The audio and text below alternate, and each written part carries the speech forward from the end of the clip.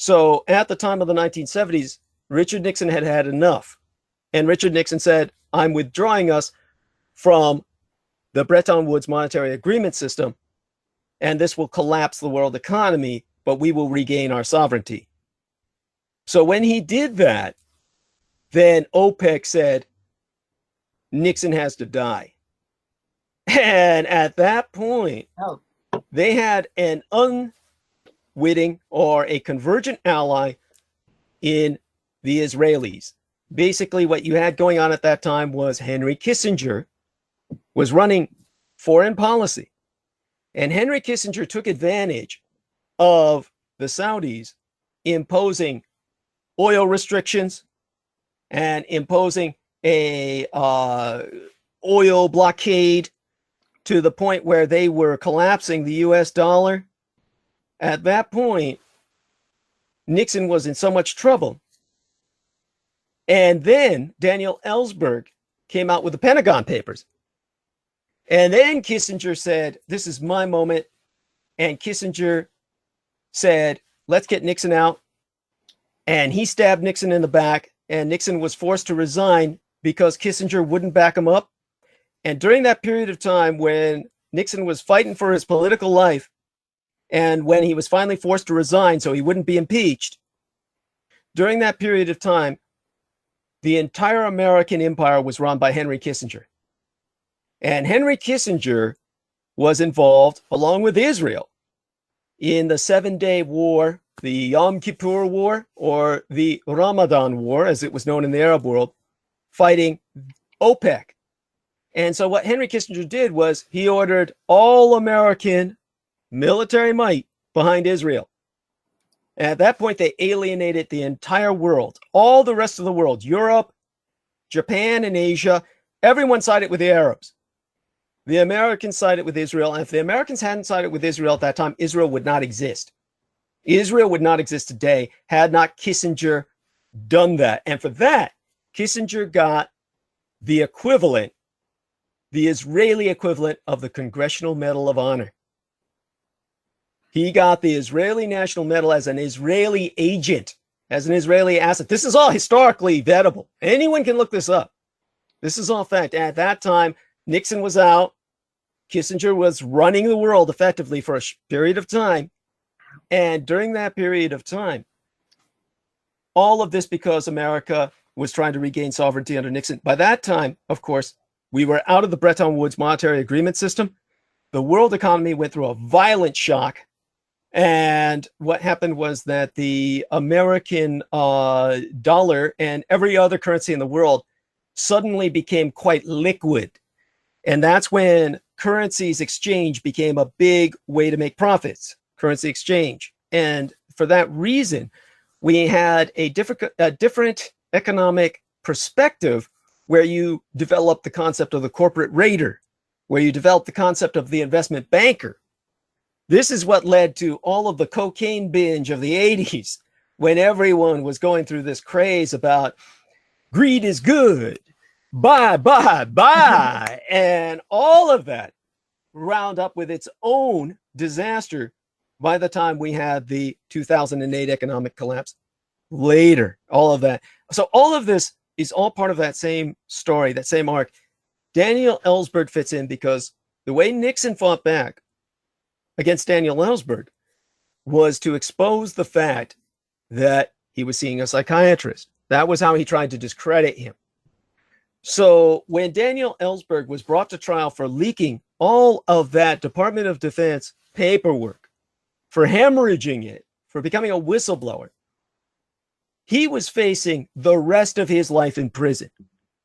He was being sentenced. He was literally on the dock. He was on the dock, and the judge said, I sentence you to 108 years in prison. Bear in mind, this guy was in his 50s, right? 50s, he would die in prison. And then, literally, while the judge said that, after he had sentenced Daniel Ellsberg, then somebody approached the judge and said, Your Honor, there's been a development. And then the judge looked at some papers that were brought to him and he said, I must reverse this judgment. because of evidence tampering. The President of the United States had broken into the office of the psychiatrist treating Daniel Ellsberg, which is why we have judged him incompetent as an adult based on this. But this evidence was gained criminally. And therefore, Daniel Ellsberg must walk free. And so Daniel Ellsberg walked free after being sentenced, with his sentence revoked by the same judge who sentenced it in the same hour, all in the same hour. And so that's the Daniel Ellsberg story so many people are unfamiliar with.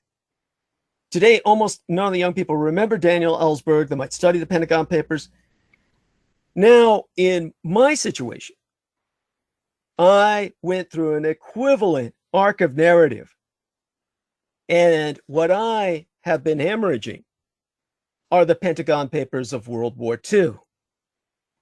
The difference is that the public, which was open to the Pentagon Papers of Vietnam, is not open to the Pentagon Papers of World War II because it creates a completely different narrative than they're willing to accept. The difference was in the 60s and the 70s, everyone saw the monumental madness of Vietnam. Vietnam made no sense. So when people saw Vietnam, there is a sense, of course, that exists for people who were in Vietnam. Just as I, of course, come from Taiwan, Jess comes from Vietnam, or her ancestors do. Well, they do. They should. Yes. Yeah. Yes. And the reason she's here is because of the collapse of the Nationalist Republic of Vietnam. That's correct. I am here because of that. Yes. And had the Americans taken the Vietnam War to a more definitive conclusion. Now, it's important to remember, and I've emphasized this before, the behavior of the American Army in Vietnam professionally was actually adequate, and it was actually competent, and the behavior of the Army of the Republic of Vietnam, the Army of South Vietnam, was stellar. The big problem that you get in American media is that the American military has used the ARVN, the Army of the Republic of Vietnam, the South Vietnamese Army, as their scapegoat for what the public deems a failure. See, the failure never happened.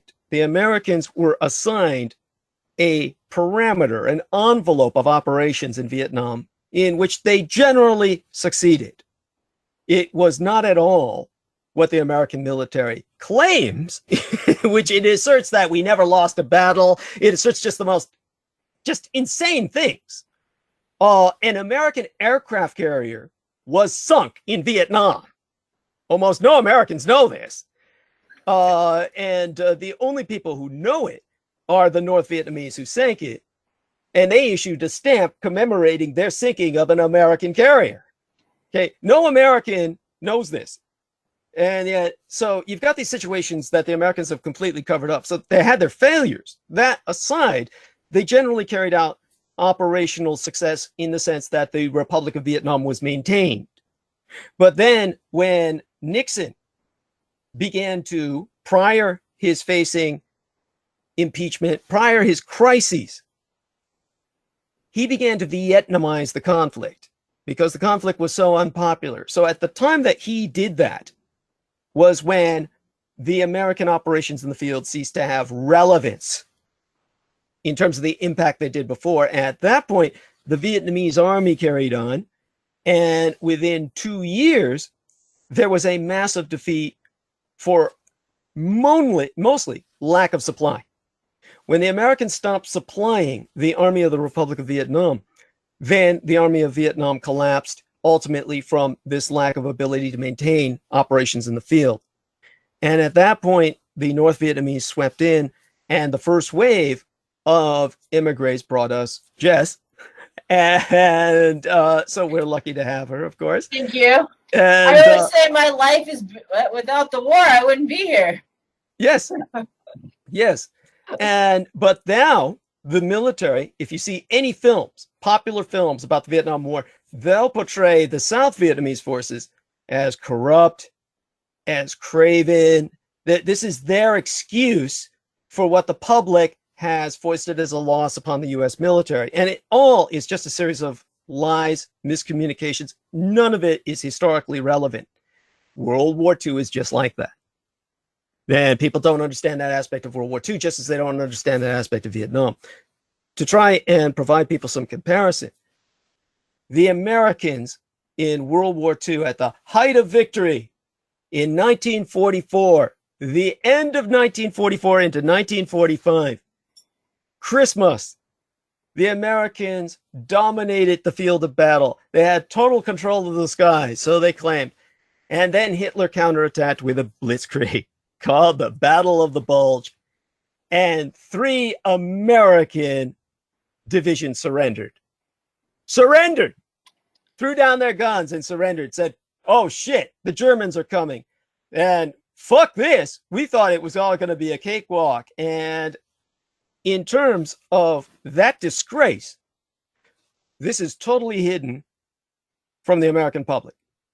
But it's a historical fact. Yet the Army of the Republic of Vietnam never had that level of surrender. There was no record of the Army of Vietnam in the South ever producing defectors, whereas the communists defected any chance they could to the South. And so you have this stellar performance on the part of the Army of the Republic of Vietnam, which only collapsed frontally when logistics became impossible. And then you have the Americans, who have a history of disgrace, a history of surrender, a history of cowardice en masse that's totally hidden from the public. But the public somehow sensed it with Vietnam because the public projected onto the American forces a military loss, which was actually political. So with Nixon's problems and his Vietnamization of the war, what you had was a political failure, a political loss in Vietnam that had been going on for years.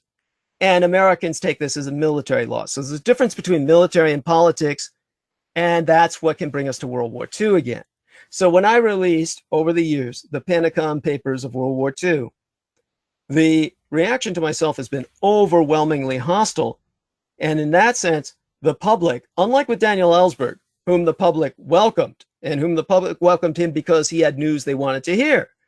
When Daniel Ellsberg said the Vietnam War is based on a series of lies, the Vietnam War is based on all kinds of incompetence and failures, the Americans were willing to hear that because everyone wanted out of Vietnam. All of the Americans said, oh yeah, we've been doing this for 10 years. We're sick of this. Thank God somebody is telling us this. So the American public took it out on President Nixon, who then Vietnamized the war, which ultimately led to this frontal collapse.